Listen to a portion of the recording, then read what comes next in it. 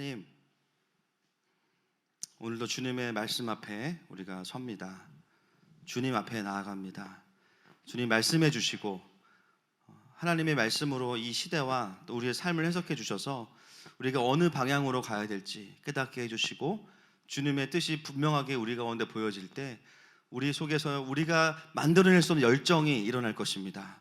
다시 주님의 나라를 위해 뛰는 자들이 일어날 것입니다. 오늘도 주님이 찾으시는 그 노아가 되는 역사들이 우리 가운데 일어날 것입니다. 감사하며 예수님의 이름으로 기도합니다. 아멘. 오늘은 창세기 강의 27번째 시간입니다. 지난주에는 우리가 심판보다 큰 탄식, 기억나시죠? 심판보다 큰 탄식. 이 땅에 죄가 가득 차고 하나님의 기다림의 때가 끝나면, 오늘도 본문에 나오지만 하나님의 그 끝날이 오면, 기다리심의 끝이 오면 하나님의 심판은 분명히 임합니다. 그것이 하나님의 공의예요. 그 심판은요, 오랜 탄식과 기다림 끝에 임하지만 분명하게 임한다고 본문에 말하고 있습니다. 하나님은 그 심판의 과정에서 하나님이 의도하시는 것은 뭐냐면, 하나님이 얼마나 슬프신지를 우리와 나누기 원하세요. 맞습니까? 그래서 지난주에 우리는 하나님의 눈물에 대해서 함께 나누었죠. 하나님은 그렇게 심판할 수밖에 없는 현실을 보시면서 하나님의 그 슬픔을 우리와 함께 나누기 원하셨어요. 근데 그 슬픔을 발견한 사람이 누구냐면 노아였습니다. 이름의 뜻은 하나님의 위로입니다. 위로. 노아는요, 그 하나님의 슬픔을 보았기 때문에 정말 비효율적으로 100년이 넘는 시간 동안에 방주를 지을 수 있었어요. 사람의 인정이나 사람의 어떤 보상이 없었음에도 불구하고, 그렇죠? 아무도 단 한 명도 가족 외에는 구원하지 못하잖아요. 그럼에도 불구하고 그 일을 끝까지 할 수 있었던 이유는 영혼들을 안타까이 여겼다기보다는 하나님을 향한 안타까운 마음이 있었기 때문에 끝까지 노아의 방주를 완성할 수 있었습니다. 예수님께서는 이 노아의 때를 마태복음에서 마지막 때와 같다라고 말씀하시는데요, 같이 한번 읽어보겠습니다. 24장 시작. 노아의 때와 같이 인자의 임함도 그러하리라. 홍수전에 노아가 방주에 들어가던 날까지 사람들이 먹고 마시고 장가들고 시집가고 있으면서 홍수가 나서 그들을 다 멸하기까지 깨닫지 못하였으니 인자의 임함도 이와 같으리라. 아멘. 여러분, 다시 오실 예수님께서 말씀하시죠. 노아의 때가 마지막 때와 같다라는 거예요. 주님이 오시는데 사람들은 뭐 장가가고 시집가고 나쁜 것이 아니라 주님이 오신다는 것을 전혀 마음에 전제하지 않고 살아가는 수많은 사람들이 있다는 거죠. 여러분, 우리가 동의하든 그렇지 않든 이 세상은 마지막 종말을 향해서 가고 있습니다. 그 마지막 때가 완성되면요, 이제 하늘에서 비가 오는 게 아니라 예수님이 오세요. 그 예수님은 구원자로 오셨다가 이제는 심판자로 다시 오십니다. 그래서 우리 모두는 다 동의하든 동의하지 않든 이 종말을 향해 살아가고 있어요. 어떤 분들은 내가 살았을 때는 안 오시겠지, 그래서 그런 거 기도하는 분들이 계시더라고요. 주님, 그래도 내 집은 마련하고 오셔야죠. 그렇죠? 결혼은 하고 오셔야죠. 여러분, 주님이 오시지 않더라도 개인적인 종말이 있다고 말씀드렸죠. 우리가 그 전에 죽으면 우리에게 종말이 오는 거예요. 주님이 이 땅에 오시지 않아도, 심판자로 오시지 않아도요, 내 사명이 다해서 내 생명이 다하면 그 순간 우리가 주님께 감으로 인해서 우리의 인생은 개인적인 종말을 맞이하게 됩니다. 그래서 우리 모두는요, 사실은 마지막을 향해서 살아가고 있는 인생이죠. 그런 의미에서 본다면 오늘 이 노아의 홍수의 본문은 하나님 나라의 마지막을 살아가는 우리에게 너무나 중요한 본문이 될 수밖에 없습니다. 지난주에는 심판보다 큰 하나님의 탄식이었다면 오늘은 심판에 대한 이야기가 나올까 하고 펴보니까 뭐가 나옵니까? 설교의 제목 그 자체입니다. 설교의 제목 다시 한번 읽어보겠습니다. 시작.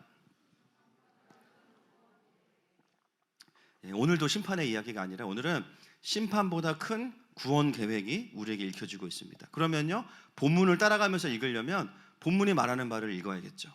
6장 9절 말씀 같이 보겠습니다. 시작. 이것이 노아의 족본이라. 노아는 의인이요 당대의 완전한 자라. 그는 하나님과 동행하였으며. 오늘 본문은 심판받는 사람들이 아니라 구원받는 가족의 이야기가 등장하고 있습니다. 여러분, 하나님이 하나님 나라의 구원 계획을 실현하시면서 제일 먼저 하시는 게 뭐예요? 하나님의 사람들을 찾으시는 거예요. 9절 말씀은 노아를 소개하면서도 그를 선택하신 하나님의 기준이 무엇인지를 우리에게 가르치고 있습니다. 이 소개의 순서가 굉장히 중요해요. 첫 번째, 그는 어떤 사람이었냐면요, 의인이었습니다. 의인. 이 의롭다라는 단어가 어떤 뜻이냐면 재판관으로서 공의로운 사람이란 뜻입니다. 물론 지하철에서 떨어진 사람을 구하는 분도 의인이에요. 그죠? 그리고 등산하다가 심정지가 온 사람들을 또 이렇게 해서 살리는 분들도 의인이에요. 그러나 본문이 말하는 의인은 그런 개념의 의인과는 조금 달라요. 재판장으로서의 공의로움은 뭐냐면, 여러분, 재판관이 공의로우려면 어디에 충실해야 될까요? 법이죠. 재판관이 막 그날 기분에 따라서 오늘은 너가 살인을 저질렀지만 넌 자유야 이러면 큰일 납니다. 너가 5,000원 훔쳤지만 넌 사형이야 이러면 큰일 나요. 그렇죠? 재판관으로서의 훌륭함은 어디에 있냐면 법에 확실하게 근거한 판단을 내릴 때 그 사람은 의로운 사람이라고 이야기하죠. 노아에게 왜 이런 단어가 쓰였겠습니까? 그 당시에 수많은 사람들이 살아가면서 하나님을 마음에 두기 싫어했기 때문에 자기 마음대로 살았어요. 모든 상황 속에서 자기가 원하는 게 자기의 법이에요. 근데 그런 시대 속에서 노아는 어떤 사람이냐면 하나님의 법을 외치는 사람이 노아였습니다. 단순히 공평했다가 아니에요. 노아는요, 그 시대와 그 상황 속에서 하나님의 기준과 뜻이 무엇인지를 분명하게 말할 수 있는 사람이 노아였습니다. 그래서 그는 의인이었다라고 말하고 있는 것이죠. 많은 분들이 오해하는 게 뭐냐면 노아가 윤리적으로 탁월했다. 물론 그런 열매가 있을 거예요. 그러나 본문이 말하는 것은 윤리적인 탁월함을 말하고 있는 것이 아닙니다. 둘째로 그는 어떤 사람이었냐면 흠이 없는 사람이에요. 영어 성경에 보시면요, 비난할 것이 없는 사람이라고 나옵니다. 노아는 하나님의 뜻과 기준들을 잘 알고 있으면서 어떤 사람이었냐면 그게 삶에서 보여지는 사람이었어요. 물론 우리가 100% 완벽할 수 없지만 노아에게서 보여지는 것은 뭐냐면 적어도 하나님의 말씀 앞에서 씨름하고 순종하고 그것이 삶의 모습으로 드러나는 사람이에요. 여러분, 세상 사람들이 우리를 볼 때 무엇을 먼저 볼까요? 우리의 말과 행동을 봅니다. 우리의 언어를 봐요. 우리의 표정을 봅니다. 그리고 그걸 통해서 궁금해하기 시작하는 거죠. 저 사람은 좀 다른데? 똑같은 상황인데 전혀 다르게 반응해요. 나 같으면 이 정도 하고 농땡이 필 텐데 이 사람은 열심히 해. 끝까지 최선을 다해. 처음에는 좀 착한 사람인가 보다 생각했는데 알고 보니까 그 사람이 그렇게 행동하는 이유가 있어요. 뭐냐면 하나님께서 그 직장으로 자신을 부르셨기 때문이에요. 할렐루야. 어느 순간 그 사람의 행동하는 동기에 하나님이 계시다는 것을 알게 되면서부터 그들은 하나님을 보게 됩니다. 그래서 오늘 본문의 노아를 소개하는 순서가 되게 중요한 거예요. 의로움과 진실함과, 근데 세 번째가 뭐냐면 그가 하나님과 동행했다라는 거죠. 여러분, 노아가 하나님의 공의와 진실함을 가질 수 있었던 이유는요, 그가 그냥 착한 사람이었기 때문이 아닙니다. 좀 더 윤리적인 사람이었기 때문이 아니에요. 그가 하나님과 동행했기 때문입니다. 아멘이십니까? 그의 의로움과 진실함이 하나님과의 동행함으로부터 나온 것이기 때문이에요. 여러분, 하나님의 기준은 동일합니다. 하나님은요, 능력 있거나 착한 사람 쓰시지 않아요. 왜냐하면 주님이 제일 능력 있으시고 주님이 제일 착하시기 때문이에요. 맞습니까, 여러분? 가끔 주님이 안 착하다고 느껴지실 때가 있으시죠? 바이러스 때문입니다. 주로 착하세요. 우리가 이해를 못해서 오해하는 건데 주님은 항상 착하십니다. 그 하나님께서 사람을 고르시는 기준, 누가 나와 동행할 것인가? 그리고 자신이 부족하고 죄와 싸워야 되는 것을 알고 있지만 하나님의 뜻대로 살아가려는 마음을 가진 사람들과 하나님은 함께하기 원하십니다. 그런 자들과 함께 하나님은 하나님의 구원 계획을 펼쳐가기를 원하세요. 그래서 오늘 본문에 노아를 소개하는 기준이 바로 그렇게 등장하고 있는 것이죠. 그 다음에 10절 말씀 같이 보겠습니다. 10절 시작. 세 아들을 낳았으니 셈과 함과 야벳이라. 그 다음 나오는 게 뭐냐면 하나님께서 하나님의 사람을 딱 고르신 다음에요, 그 노아에게 아들이 셋이 주어집니다. 엄마들은 표정이 어두워지고 있어요. 그렇죠? 아들 셋을 어떻게 키울까? 셈과 함과 야벳. 하나님은 노아에게 세 아들을 주십니다. 전에 저희 교회 집사님 중에 한 분이 이제 자녀를 낳기 전에 저한테 그런 고민을 나누신 적이 있어요. 저한테 그렇게 이야기하시더라고요. 목사님, 본인이 살아보니까 지금이 마지막 때인 것 같대요. 그래서 고통과 고난이 심할 것 같은데 이런 시기에 자녀를 낳는 것이 자녀에게 좋은 일이냐? 그냥 주님이 오실 거면 자녀 안 낳고 그냥 나까지만 딱 그냥 하고 순교하거나 딱 재림이 오시면 가면 좋지 않냐? 아이에게 못할 짓을 하는 게 아니냐? 그런 질문을 제가 받은 적이 있는데요. 오늘 우리가 읽은 10절 본문이 그 질문에 대한 대답입니다. 여러분, 하나님은요 마지막 때인 노아에게 하나님의 자녀들을 3명이나 주세요. 그 이유가 무엇입니까? 심판의 고통과 고난을 경험하라고 주신 게 아니에요. 하나님은 오히려 그 속에서도 하나님의 구원을 함께 경험하라고, 하나님의 구원을 함께 경험하라고 자녀를 주신 거예요. 여러분, 마음 놓고 나으십시오. 할렐루야. 야, 노아야, 너 이제 마지막 때가 오니까 자녀 낳지 마. 어떻게든 막아. 아니에요. 하나님의 심판은 그냥 이어지고 있습니다. 그러나 하나님의 관심과 초점은 어디에 있냐면, 그럼에도 불구하고 하나님의 백성들에게 그 상황 속에서도 일하시는 하나님을 경험하기를 원하십니다. 그래서 셈과 함과 야벳은요 노아와 함께 구원의 방주를 짓고 구원의 영광을 경험하는 또 다른 세대로 일어나는 것입니다. 사랑하는 여러분, 우리의 자녀들과 다음 세대가 이 마지막 때에 하나님의 놀라운 영광을 더욱 보게 될 것입니다. 함께 구원을 경험하게 될 것입니다. 하나님의 섬세한 돌보심을 경험하게 될 것입니다. 그것이 노아에게 자녀를 주신 하나님의 목적이에요. 그리고 나서 11절부터 13절에 다시 한번 심판의 이유가 이제 등장하게 됩니다. 같이 본문 보겠습니다. 시작. 그때 온 땅이 하나님 앞에 부패하여 포악함이 땅에 가득한지라. 하나님이 보신즉 땅이 부패하였으니 이는 땅에서 모든 혈육 있는 자의 행위가 부패함이었더라. 하나님이 노아에게 이르시되 모든 혈육 있는 자의 포악함이 땅에 가득함으로 그 끝날이 내 앞에 이르렀으니 내가 그들을 땅과 함께 멸하리라. 이제 그리고 나서 다시 한번 심판의 이유가 기록되어 있습니다. 여러분, 오늘 이 본문은 하나님 나라의 원리에 있어서요 땅에 대한 굉장히 중요한 통찰을 우리에게 주고 있습니다. 이 부분을 잘 이해해야만 하늘마음교회가 추구하는 도시선교가 무엇인지, 뭘 해야 되는지, 왜 해야 되는지를 이해할 수 있는 가장 중요한 부분이 바로 이 땅에 대한 부분입니다. 여러분, 오늘 본문에 보시면요 사람이 범죄했는데 뭐가 부패했다고 이야기하고 있습니까? 땅이 부패했다고 이야기하고 있어요. 여러분 생각해보면, 내가 죄를 지었는데요 구미동이 부패했다 이렇게 말씀하시는 거예요. 내가 죄를 지었는데 수지가 부패했어. 내가 죄를 지었는데요 서초동이 부패했어 이렇게 말씀하시는 거예요. 과연 이것이 어떤 의미인가? 사람과 땅과의 관계가 오늘 본문에 사실 들어있는 것이죠. 그 근거를 한 번 더 찾아보겠습니다. 3장 19절 말씀 보겠습니다. 시작. 내가 흙으로 돌아갈 때까지 얼굴에 땀을 흘려야 먹을 것을 먹으리니 내가 그것에서 취함을 입었음이라. 너는 흙이니 흙으로 돌아갈 것이니라 하시니라. 그럼 보세요. 타락한 인간은 뭐가 됐습니까? 원래 우리가 흙으로 지어지고 하나님의 형상이 왔다가 많이 망가졌죠. 남은 건 흙밖에 없어요.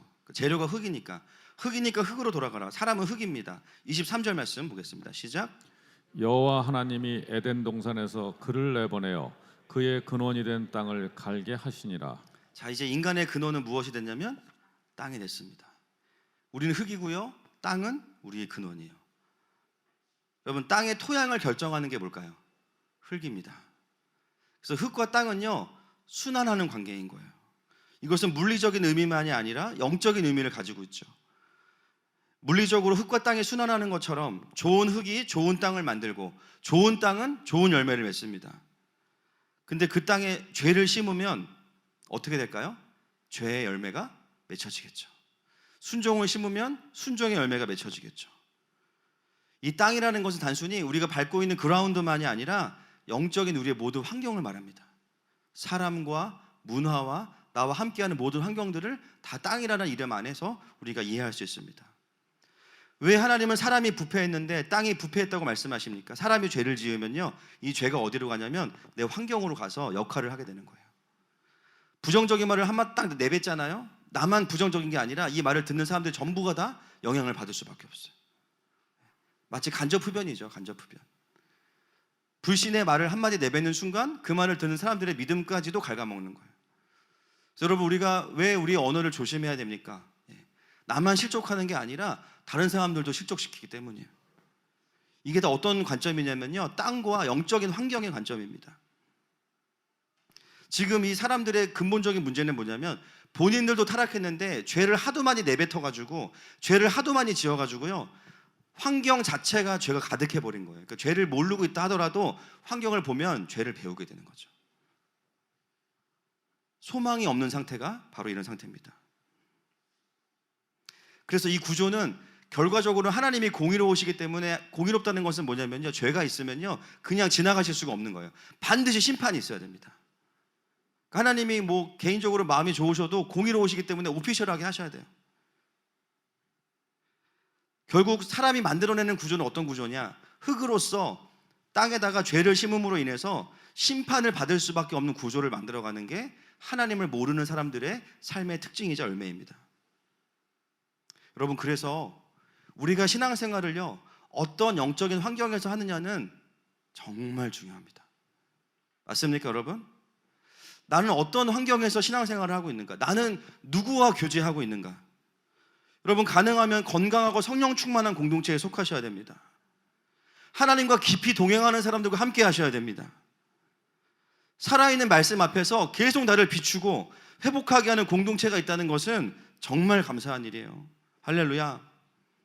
그런 삶의 환경 안에 있으면요 때로 내가 좀 정신을 못 차려도요 그 환경 자체가 우리를 회복시키게 돼요. 죄를 이기고 더 하나님의 임재 가까이로 우리를 가게 만듭니다.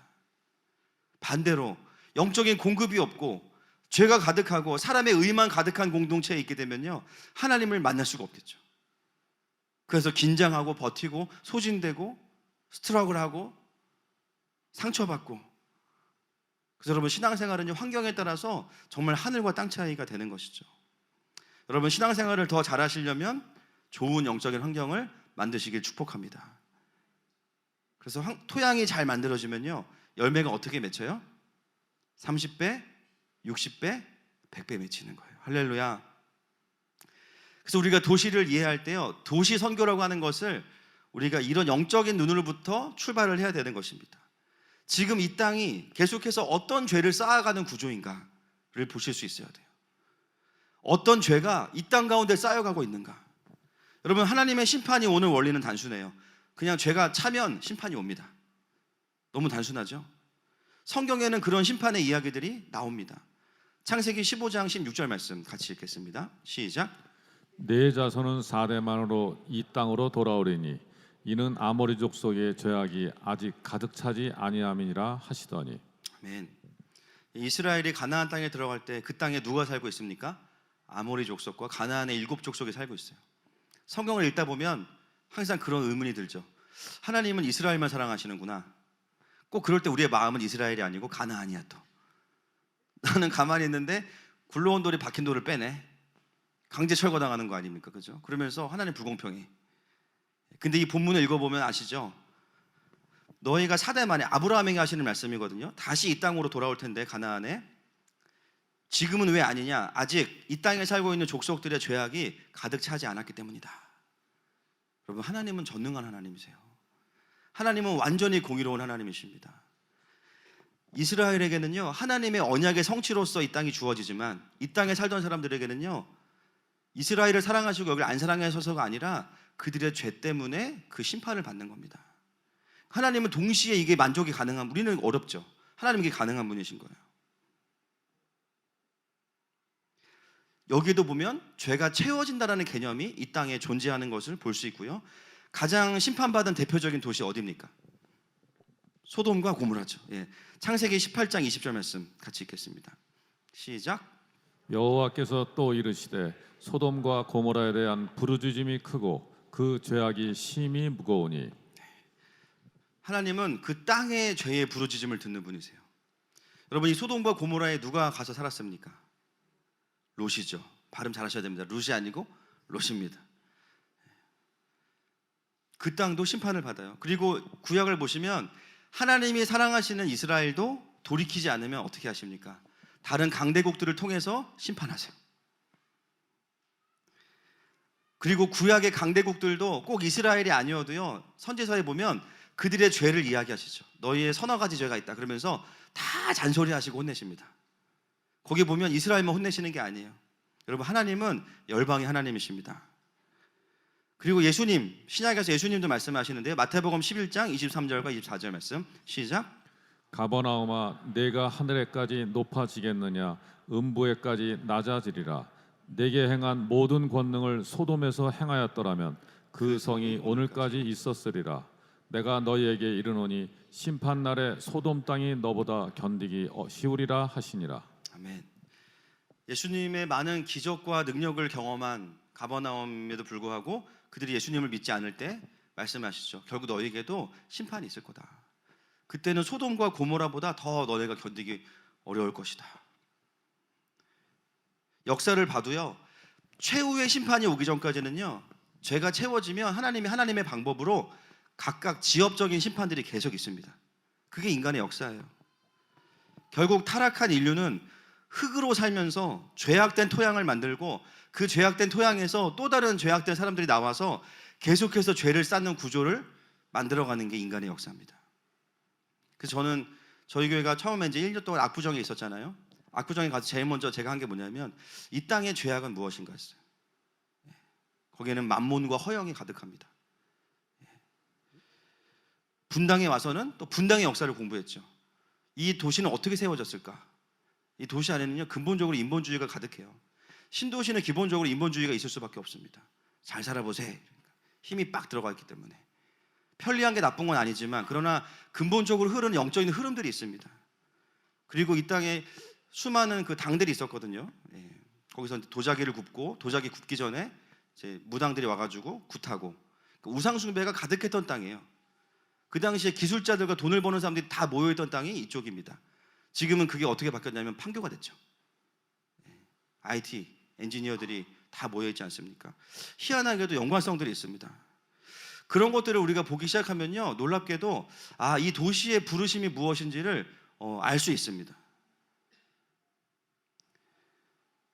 결국 하나님은요, 이 땅을 새롭게 하고 하나님의 나라가 임하게 하는 사역들을 누구와 함께 하기 원하시냐면 그 하나님의 경륜을 이해하고 보는 사람들과 함께 하기 원하시는 거예요. 그 하나님의 사람들은 어떤 사람들이냐면요, 죄에서 태어나서 죄를 짓는 그 구조 속에서 적폐처럼 쌓여가는 그 죄를요, 하나님 앞에 가지고 나와서 회개하고 하나님의 은혜를 구하는 사람들이에요. 할렐루야. 심판을 미룬다라는 개념이 아니에요. 공의가 죄가 차면 심판이 오는데요, 하나님의 사람들은 어떤 역할을 하냐면 그 땅에 와서 죄를 해결하기 시작해요.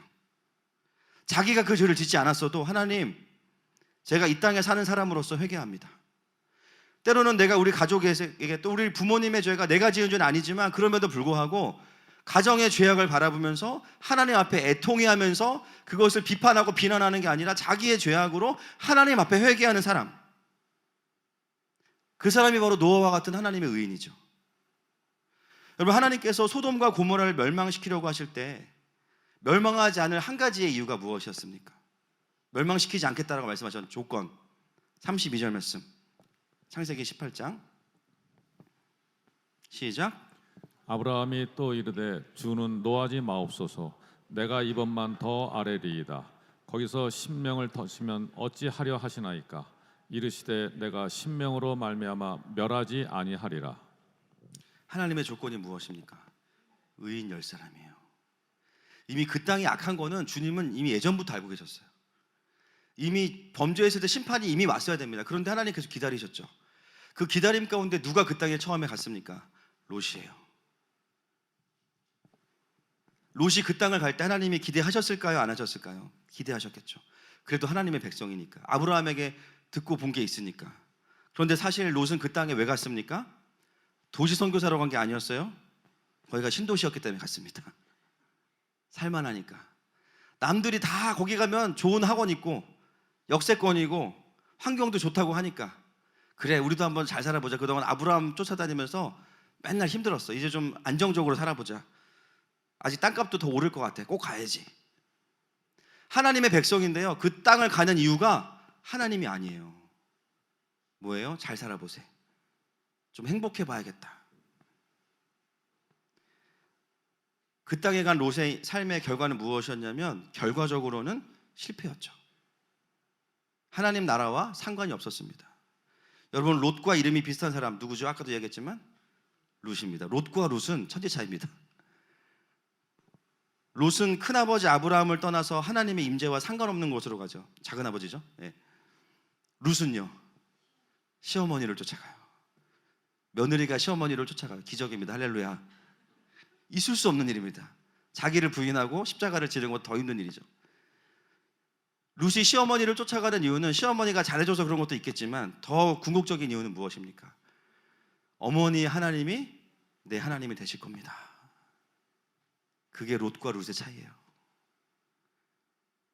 사실 하나님 나라의 계보를 이어갈 수 있는 가장 근접한 사람은 롯이었거든요. 그러나 결과적으로 보면 룻이 하나님 나라의 계보를 이어가요. 그를 통해서 이새가 나오고 다윗이 나오지 않습니까? 혈통적으로는 롯이 훨씬 더 유리했지만 결국 룻이 하나님 나라의 계보를 이어갑니다. 왜 그렇습니까? 선택의 기준이 하나님의 임재이기 때문이에요. 어떻게든 내가 신앙생활을 잘할 수 있는 쪽으로 삶을 선택해 가는 거죠. 따라합시다. 우리는 역세권이 아니라 교세권이다. 할렐루야. 학군보다 여러분 임재권을 고수하십시오. 저에게 감사한 거는 참 많은 성도분들이 제가 그렇게 강요하지 않는데 교회를 오고 어느 시점이 지나시면 다 이사를 오시더라고요. 최대한 가까이. 할렐루야. 건물이 좋아서 오시겠어요? 그게 아니죠. 마음속에 어떤 마음이 있으신 거예요? 내가 좀 더 하나님을 잘 만나고 싶고 동행하고 싶다. 축복합니다. 그런 마음 때문에 오시는 거예요. 멀리서 오시는 분들 눌리지 마세요. 꼭 그렇게 볼 수 없습니다. 중요한 건 뭐냐면 내 마음이 정말 하나님의 임재와 함께 가려는 마음이 있냐라는 거죠. 자신의 삶의 환경을 그렇게 만들어가고 있냐라는 거죠. 우리가 하나님 나라를 위해서 살 생각을 하기보다는 나 하나 잘 살 생각을 하게 되면요, 결국은요 원하지 않아도 롯처럼 그 의로운 심령이 상할 수밖에 없습니다. 결국에는 자신과 두 딸만 겨우 구원을 받게 되고 소돔과 고모라는 멸망을 하게 돼요. 그러니까 롯은 그 땅에 있으면서 결국 죄의 문제를 하나님 앞으로 가지고 나아가지 못했어요. 자기 신앙 겨우 유지하는 수준으로 그냥 살았던 것이죠. 하나님 나라와 도시선교의 개념을 몰랐기 때문입니다. 자신을 향한 하나님의 부르심과 땅에 대한 개념을 이해하지 못했기 때문이에요. 오늘날 교회를 다니면서도 여전히 룻이 아니라 롯과 같이 살아가는 사람들을 많이 보게 됩니다. 교회를 다니는데요, 하나님 나라에 대해서 잘 몰라요. 교회를 다니는데요, 도시의 개념을 잘 알 수 없어요. 땅의 개념을 잘 모릅니다. 어떤 분들이 물어봐요. 목사님 그런 거 어디서 배웁니까? 성경에 있습니다. 한글 성경을 정확히 읽으시면 됩니다. 제가 오늘 다른 걸로 설교하지 않죠. 말씀을 따라가면 써 있습니다. 여러분, 도시 선교사는 죄를 생산해내는 도시의 문화 안에서 하나님의 임재가 있는 제단을 세우는 사람들입니다. 사람이 세운 바벨탑을 허물고 거기 하나님의 임재가 있는 제단을 세우는 사람들이에요. 그리고 경배를 올려드리는 사람들이고요, 그 땅의 죄악을 바라보면서 비판하고 판단하는 것이 아니라 회개하는 사람들입니다. 도시선교라는 개념이 그런 차원에서 풀어져야 되는 거예요. 많은 분들이 도시선교라고 하면 도시의 빈민을 구제하는 것으로 생각합니다. 물론 이런 생각들은 도시선교 중에 한 부분이에요. 해야 됩니다. 근데 왜 해야 되는가? 영적인 원리들이 풀어지면서 열매로 그런 것들이 드러나야 돼요. 좋은 정책을 세우는 것도 필요하고 구조를 만드는 것도 필요하지만 중요한 것은 뭐냐면 끊어진 하나님과의 관계를 회복하고 나서 그 열매로서 이런 것들이 회개하는 차원에서 순종의 열매로 드러날 때 하나님이 영광을 받으시게 됩니다. 할렐루야. 여러분, 하나님께서요 홍수의 심판을 최대한 미루시면서 기다리실 수 있었던 이유, 그 죄가 가득한 땅을 바라보시면서 기다리실 수 있었던 이유는 에녹이나 노아와 같은 하나님의 사람들이 그 땅에 있었기 때문이죠. 그래서 우리가 이 세상에 일어나는 일들을 보면서 1차적으로는 어떤 마음이 있어야 될까요? 영적인 책임감을 좀 가지셔야 돼요. 저도 마찬가지입니다. 저 사람이 잘못해서 그래. 맞죠. 그런데 나는 그러면 다른가? 하나님 나에게 이것을 왜 보여주실까? 이 땅에 내가 살아있는 이유가 무엇일까? 이 회사에, 이 병원에, 이 학교에, 이 가정에 하나님 나를 세우신 이유가 무엇일까? 여러분, 우리는 땅을 기경하는 자들인 줄로 믿습니다. 내가 속한 가정의 죄악을 먼저 회개하고 나에게 보여주시는 회사의 어둠들을 회개하고 내가 짓지 않았더라도 그 문제들을 가지고 하나님 앞에 가지고 나아가서 그 땅을 새롭게 하는 자들이 바로 저와 여러분이에요. 그리고 그 땅에서 다시 그분의 이름이 경배를 받으시게 될 것입니다. 죄가 쌓이면 심판이 오지만 경배가 쌓이면 구원이 옵니다. 하나님의 통치가 임합니다. 옆 사람에게 선포합시다. 우리는 도시선교사입니다. 시작. 아멘. 제가 늘 우리 성도분들한테 직장에서 예배를 세우라고 하는 이유는요, 뭐 진급도 중요하고 회사가 잘 되는 것도 중요하지만 더 중요한 건 뭐냐면 그곳에서 주님의 이름이 높임을 받으셔야 되기 때문이에요. 할렐루야. 회사가 잘 돼도 경배하고 안 되면 경배 안 하실 거예요? 매출이 떨어져도 경배합시다. 할렐루야. 예, 변함없이 하나님은 하나님이시기 때문에 예배를 세우라고 말씀을 드리는 거예요. 그리고 그 땅에서 반드시 하나님께서 해결하셔야 될 죄악이 있기 때문에 우리가 그 땅에 파송되어진 것입니다. 그러므로 여러분이 밟는 땅마다 주님의 이름이 높여질 것입니다. 그것이 땅에 대한 도시선교의 통찰이었습니다. 자, 14절부터 20절까지를 보시면 쭉 보세요. 눈으로. 거기 뭐가 나와 있습니까? 노아의 방주에 스펙이 나와 있죠. 크기와 치수가 나와 있습니다. 여러분 성경에 읽으시다 보면 또 이렇게 구체적으로 치수가 나와 있는 데가 있어요. 어디일까요? 성막 있죠. 숫자가 성막, 그렇죠? 그리고 성경 맨 뒷장에 정가 얼마 이렇게 나와 있죠. 세 군데입니다. 그래서 구체적인 게 나와 있는 거는 참 신기한 게 뭐냐면요, 구체적으로 가르쳐 주시는 맥락이 있어요. 출애굽기 25장에도 성막이 나오면서 굉장히 구체적으로 말씀해요. 그래서 우리가 시험 드는 거 아닙니까? 저는 규빗이 뭔지를 몰라. 이게 몇 센치야? 규빗은 이 끝에서 여기까지예요. 약간 45cm 정도 됩니다. 예, 규빗. 그러니까 뭐는 몇 규빗 아이고 모르겠다. 그리고 넘어가는 게 이제 그 부분인데, 하나님이 굉장히 구체적으로 가르쳐 주시죠. 여러분, 하나님은 하나님 나라를 위해서 살려고 하는 사람들에게요, 구체적으로 말씀하는 하나님이세요. 아멘이십니까? 그게 하나님의 구원과 관련됐다, 더 구체적으로 말씀하세요. 노아의 방주, 구원과 관련되어 있죠. 성막, 하나님의 임재는 우리의 생명입니다. 할렐루야. 굉장히 구체적으로 말씀하세요. 정말 내가 하나님 나라를 위해서 뭔가를 해봐야겠다 마음 먹으면요, 어떤 영적인 계시로 오지 않아도 할 일이 진짜 많아요. 맞습니까? 틀립니까? 맞죠. 막연하게 다음 세대가 중요한데 이렇게 기도하는 거랑 청소년들을 좀 세워봐야겠다라고 마음을 먹는 거랑은 굉장히 달라요. 한번 해보세요. 해보시면 아십니다. 킹덤 캠프 한번 와보십시오. 청소년 사역만 해도 하나만 우리가 한번 놓고 봐도요, 다음 세대를 살리고 하나님 나라의 군사로 세워야지. 큰 그림이 나오니까 이제 사역을 하잖아요. 캠프를 했어요. 애들이 막 뒤집어져요. 제가 지난주에 말씀드렸지만 2주가 지나면 주님 안 계셔요. 주님 돌아가시고, 그죠? 안 도와주시고, 그러다가 다음 캠프 되면 하늘이 열리면서 그때 내려오시고, 이 삶을 막 몇 년씩 반복해요. 왜 이러지? 보니까 아이들이 살아가는 영적인 땅이 안 좋아. 가정도, 학교도, 삶도, 미디어도 안 좋아. 결국은 아이들을 계속 키워가려는 마음을 가지면 뭐가 보이냐면요, 결국에는 이벤트인 캠프가 보이는 게 아니라 삶이 보이는 거예요.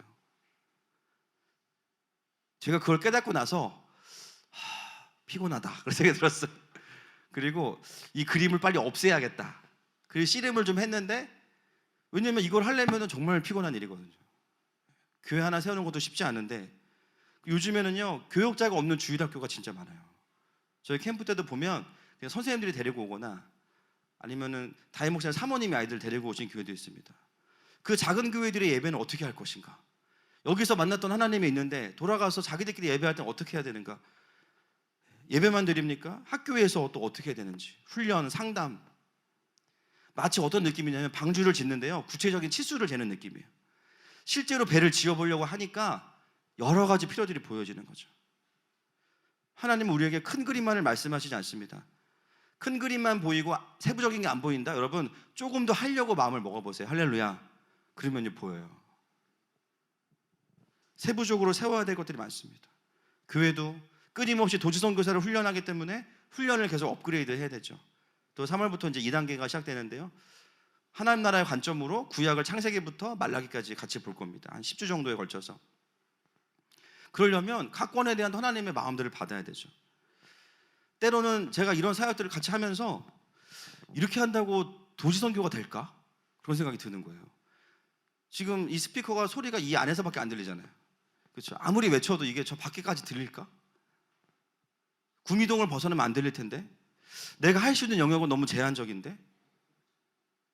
그리고 몇 년 전으로 돌아가 보면, 불과 몇 년 전으로 되돌아가 보면 하나님 나라와 도지선교의 개념을요, 제가 혼자만 가지고 있었을 때도 있었죠. 그러다가 하나님과 함께 시작하면서 7명의 젊은 집사님들과 압구정의 그 지하 뮤지컬 극장에서 나누는 거예요. 그림은 엄청 커요. 그림은 엄청 커. 앞에 7분 딱 앉아 계신 거예요.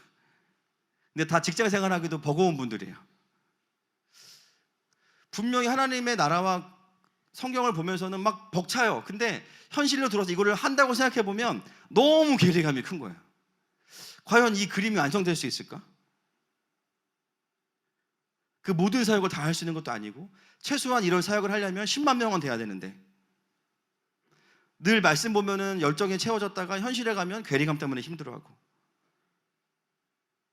마치 어떤 느낌이냐면 혼자 열심히 힘을 키워가지고요 63빌딩을 무너뜨려야겠다, 이런 느낌을 제가 받는 거죠.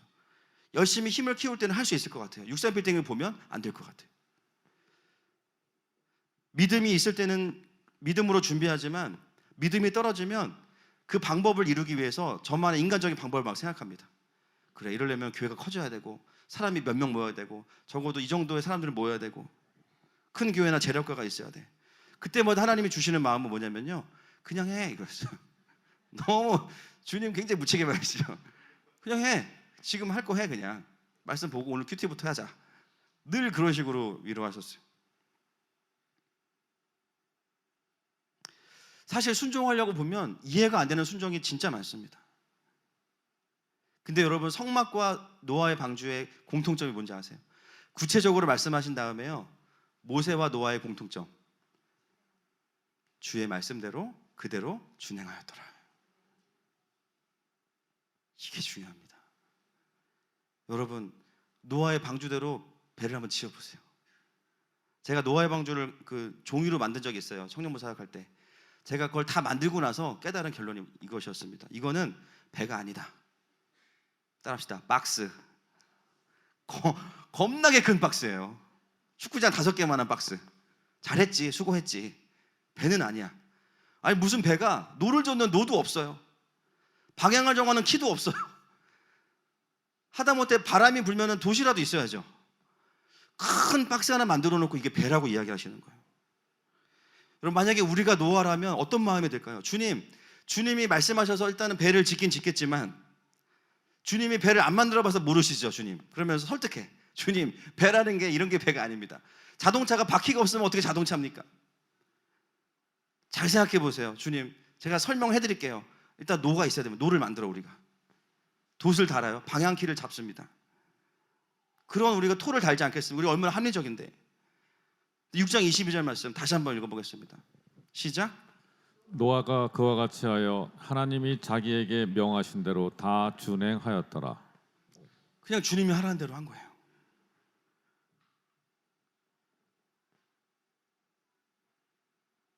근데 배를 다 짓고 나서 노아가 깨닫는 것이 있습니다.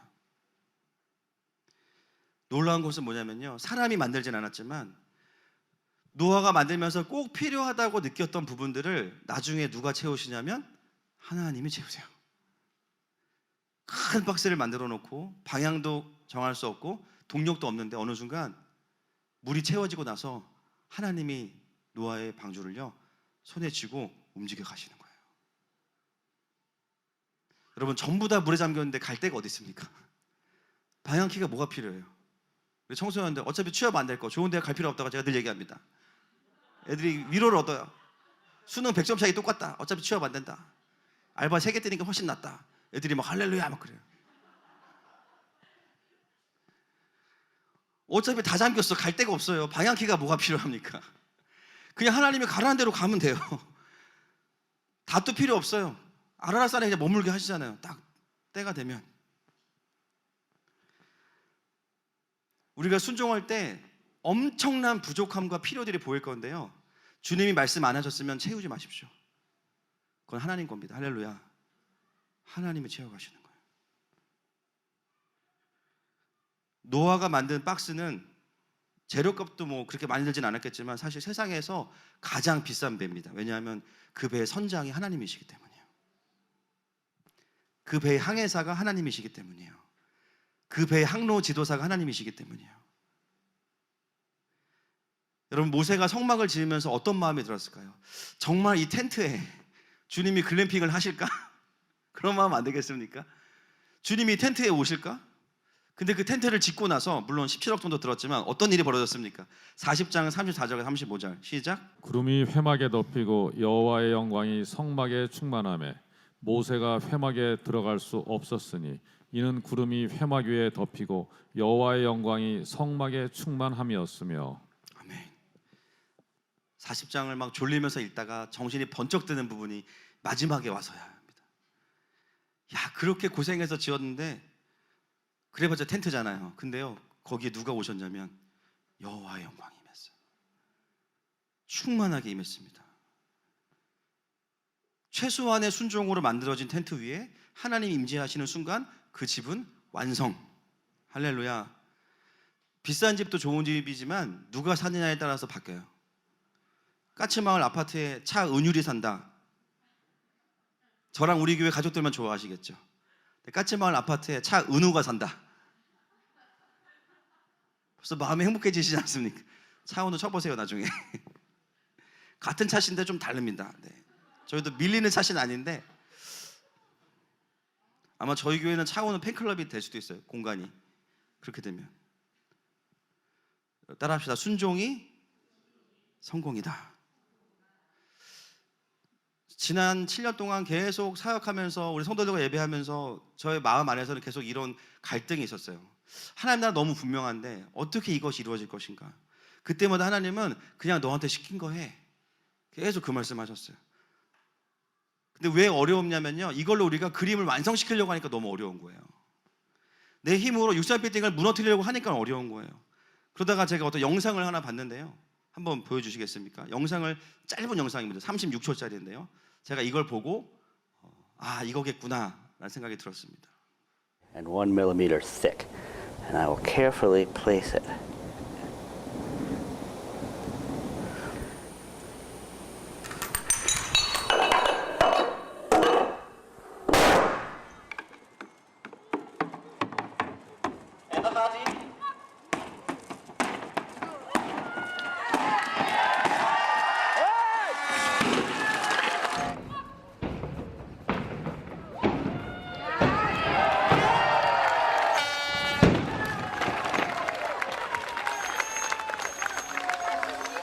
여러분, 이게 뭐죠?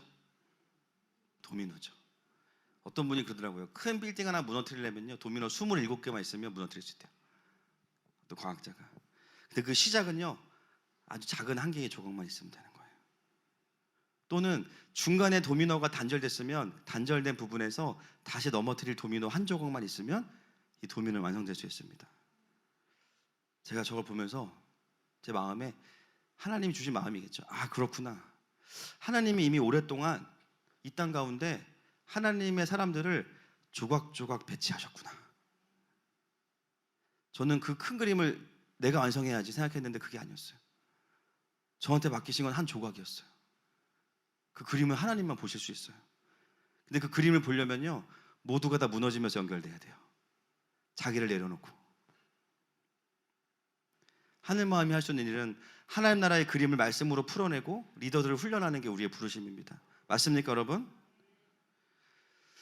그 이후로 하나님 계속해서 시간이 지날수록 그 하나님의 방법이 맞다라는 것을 저에게 확인시켜 주셨어요. 연합을 통해서 하나님 나라의 일들이 일어난다라는 거예요. 믿음으로 시작한 킹덤 캠프가 킹덤 캠프 이후에 아이들의 교회를 찾아갈 팀들이 세워지고요. 가지가지 팀 생겼죠. 또 그 아이들이 다음 캠프까지 예배할 수 있는 정기 집회를 세울 수 있는 히즈웨이브가 또 생겼어요. 원래 있었죠. 연결됐어요. 학교 예배 동아리를 세우는 사역자들을 하나님 붙여주고 계세요. 어디 가서 구할래도 구할 수 없는 리더들이 마구마구 연결되고 있습니다. 우리는요 그 리더들에게 하나님 나라의 원리와 그림을 가르치시면 돼요. 거기까지가 우리의 사역입니다. 이게 하나님 나라의 도미노입니다. 다 준비된 리더들과 단체들이 서로를 겸손히 낮추고 넘어지면서 연결되어질 때 하나님의 그림이 완성되는 것이죠. 여러분, 우리가 하는 일은요 결코 작은 일이 아니에요. 저는 군대 얘기 잘 안 하지만 전문가가 계시기 때문에, 제가 원래 군대에 있을 때 그 대령님을 보좌하는 일을 했었거든요. 원래는 근데 그 차출돼서 이제 거기 간 건데, 그 전에 했던 일이 뭐냐면 활주로에 있는 쓰레기를 치우는 일이었습니다. 이병 내내 활주로를 다니면서 쓰레기를 치웠어요. 쓰레기를 치우지 않으면 비행기가 못 뜹니다. 제가 우리나라 국방의 핵심이었어요. 김정은이 쳐들어와도 제가 쓰레기 안 줬으면 비행기 못 떠요. 쓰레기를 다 줍고 FOD 제거했습니다라고 하면 비행기 뜨는 거예요. 제가 공군의 핵심 인물이었습니다. 그 일 자체는 의미가 없을 수 있거든요. 근데 그 포지션은 굉장히 의미가 있는 일이에요. 여러분, 지금 내가 하는 일이 분명히 주님 마음 주셔서 하고 있는데 뭔가 큰 의미가 없어 보이고 대단해 보이지 않을 수도 있어요. 괜찮습니다. 중요한 건 뭐냐면 지금 이 일과 이 자리가 하나님이 있으라고 한 그 자리냐는 거예요. 하나님이 하라고 한 그 일이냐는 거. 그게 더 중요한 거예요. 그게 맞으면 그 한 조각으로 하나님은요 도면으로 이어가실 거예요. 내가 세워야 하는 자리에 그게 세워져 있지 않으면 그 도미노는 거기서 멈춰버립니다. 중요한 거는 내가 있어야 되는 자리가 어딘지, 내가 해야 될 것이 무엇인지를 하나님께 들어서 정확히 알고 있느냐는 거죠. 자녀를 키우는 거, 회사에서 정직한 거, 공동체를 여러 모양으로 섬기는 거, 그게 뭡니까? 다 부르신 자리예요. 우리 모두는 다 뭘 하고 계신 거냐면요, 도미노를 놓고 계신 거예요. 여러분, 하나님은 우리와 심판 계획을 나누시는 거 별로 즐거워하지 않으세요. 우리와 구원 계획을 나누는 걸 기뻐하세요. 하나님은 노아를 심판을 돕는 자로 부르신 게 아니에요. 노아야, 소방호수 붙잡고 있어, 하늘에서 물 열 테니까는 거기 뿌려, 이러시지 않았어요. 심판이 올 건 이미 너무 자명한 사실이고요. 그렇지만 노아야, 네가 배를 좀 만들어 줄래? 여러분, 마지막 때를 살아가는 하나님의 백성들의 삶의 모습에서 가장 많은 부분을 차지해야 되는 것이 무엇이겠습니까? 판단하고 정죄하고 심판하는 일이 아니라 구원의 방주를 짓는 거예요. 그럼에도 불구하고 때로 우리가 심판하면서 살아가고요, 비판하면서 살아가고요, 정죄하면서 살아가죠. 버티는 데 시간을 많이 씁니다. 여러분, 하나님의 부르심은 버티는 것이 아니에요.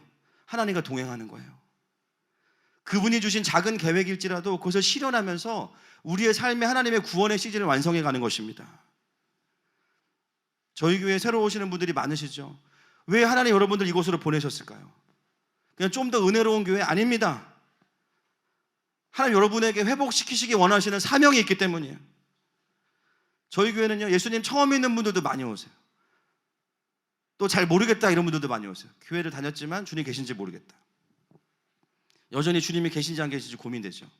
여러분, 그 고민이 언제 해결되는지 아십니까? 주님과 동행할 때 해결됩니다. 주님이 계시네. 고민이 있어요. 계신가 안 계신가. 내 마음에 그분이 계신 것을 믿고 그분의 음성을 사모하고 한 발자국만 나가보면요, 그분이 바로 오세요. 할렐루야. 그러면 주님을 만나면서 이미 내 안에 의심은 사라져. 아, 맞아, 주님 계셨지. 그동안 기다려줘서 감사합니다. 여러분, 더 이상 우리의 인생에요, 노아의 120년 남아있지 않아요. 여기 120년 살 수 있는 분 손 들어보세요. 없으시죠? 우리에게는 시간이 없습니다. 우리에게 불과 남아있는 몇십 년의 시간을요, 너무 상처에 매여 계시지 않았으면 좋겠어요. 할렐루야. 너무 두려움을 붙잡고 계시지 않으셨으면 좋겠어요. 그냥 상처가 오면 상처 받았네, 내려놓고, 내가 지금 이런 시간이 없어, 하나님 나에게 맡기신 삶이 있고 사명이 있어, 그것으로 내 인생을 채워가는 거예요. 너무 많은 계산도 하지 마세요. 이렇게 살아서 어떻게 될까 몰라요. 주님이 아시겠죠. 우리가 믿는 건 말씀이에요. 먼저 그의 나라와 의를 구하라, 그러면 이 모든 것을 너에게 더하시리라. 그냥 말씀 붙잡고 가는 거죠. 너무 계산할 필요 없습니다.